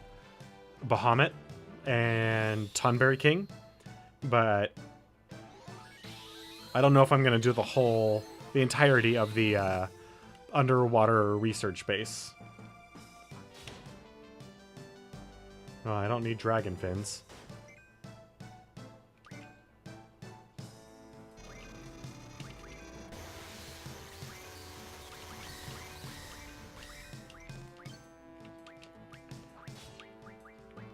White Wind. No, at the very end he did 3... I was really close, but then he did 3 Mega Flares pretty much in a row. And I wasn't able to recover from that. I wasn't able to recover in time from the first one to fully survive the second one. And then I was down a person, and then it was just a snowball from there. It was unfortunate. We were so close to defeating him too.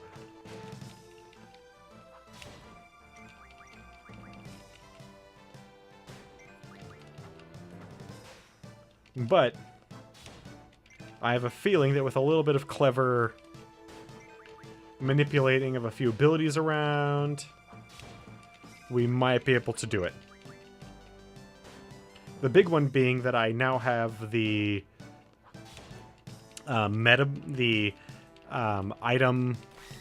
medical item power increase ability. So when I use Phoenix Downs and high potions, it'll perk people up a little bit more.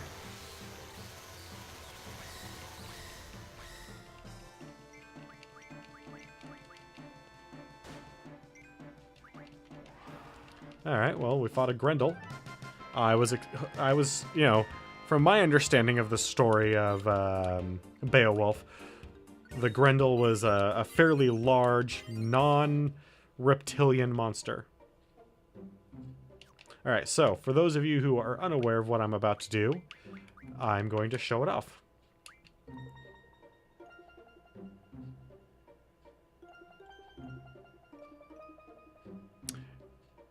Yeah. I'm going to show it off before the stream ends. So what we do here, encounter none. And then we'll take mug off for... That's what I recall it being described as well. So we put encounter none, so we're not going to run into any random encounters. Move and find, so now we can find hidden draw and save points around the map. And then we just run around tapping the accept button. Hey, we found a draw point for full life. Look at that. There are some of these scattered all throughout the world. This is Ultima. Squall doesn't have full Ultima, does he?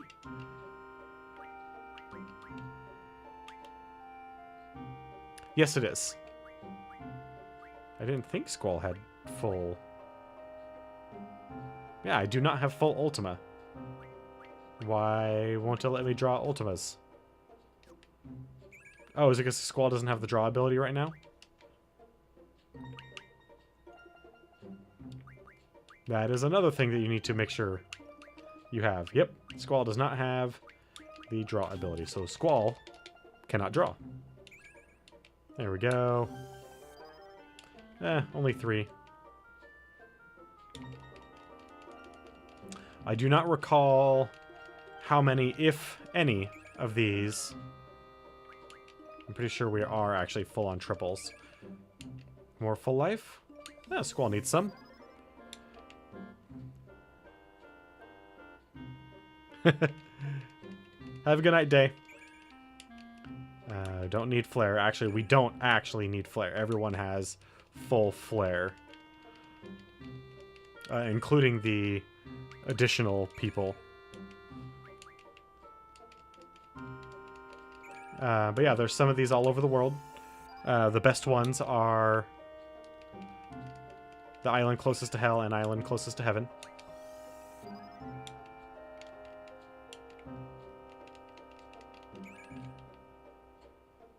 Wait, what is this? Meteor?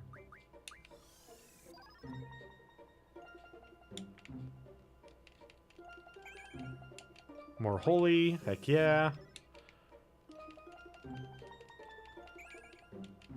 More full life. Let's do it. Let's stock up on these awesome spells.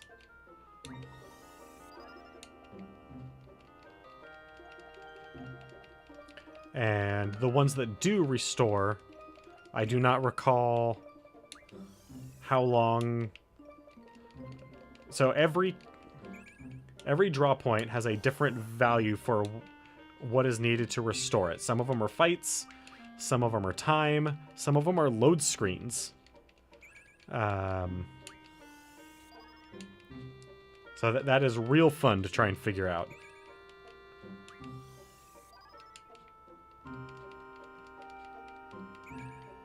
I think most of the ones on the world map are time-based, or time or fight-based. But that is going to be it for tonight, ladies and gentlemen. So I want to thank everyone for stopping by and hanging out.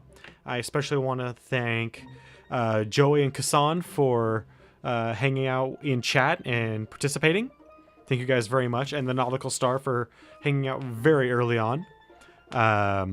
Before I call it 100% for the night, I'm going to go over our announcement one last time for tonight. And that is that we are so very close to reaching our goal of 50 followers. Only 16 people away. And when we hit that goal, we're going to have ourselves a bonus stream. Not just a bonus stream, but a bonus stream and a giveaway. During that bonus stream, I'm going to be playing Telltale's Walking Dead New Frontier. But I'm also going to be giving away a copy of Telltale's Walking Dead New Frontier. At the end of Chapter 1, I'm going to be giving that away. Have a good night, Kassan. That way, if the winner wants to play along, they don't have to hang out and get all the story elements spoiled for them. They can play everything for themselves, and I want to give them that genuine chance. Have a good night, Joey. In the middle chapters, we're going to be giving away 3 $20 Steam gift cards so that you can spend those on whatever you want. I would highly recommend picking up the Walking Dead series. They're great games by Telltale. Amazing games. And then the last time we're going to be giving away is one of my personal favorites, and a game that I believe that everyone should play and enjoy, and that is Psychonauts. That is going to be the very last thing that we give away at the end of that stream. So, if you happen to know anybody that might be interested in what we're doing with Final Fantasy, or any of the future franchises we're going to be taking a looking at, a few examples can be found just a little ways down below the stream here. Bring them along, and I'll do my best to keep them here. Just word of mouth, send them a link, whatever works. This community grows as quickly as you guys let it, or force it in some cases, if you have people that, you just force them to sit down and watch. Don't recommend that, though. People typically don't like getting forced into things. Anyway, I want you guys to have a wonderful night. Hope to see you guys here tomorrow, 7 p.m. to 9 p.m. Assuming our technology doesn't arrive, we will continue with more Final Fantasy VIII. If it does, we will do our setup stream for the PS2 tomorrow, though I don't personally expect it to arrive until Saturday, which would push that off until Monday. Anyway, have a wonderful night, you guys.